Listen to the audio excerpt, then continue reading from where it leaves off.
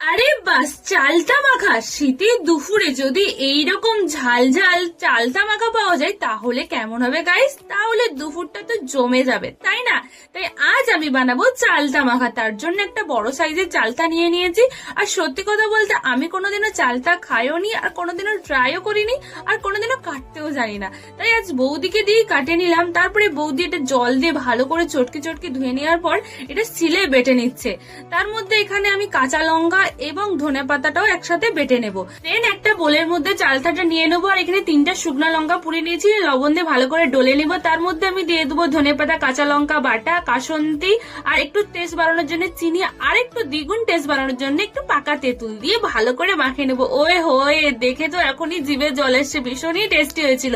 আর হ্যাঁ, তোমরা কেমন চালতা মাখা করো প্লিজ আমাকে কমেন্ট করে জানিও। আর যদি এই ভিডিওটা ভালো লাগে প্লিজ লাইক, শেয়ার আর সাবস্ক্রাইব করে দিও। তো আজকের মতো টাটা।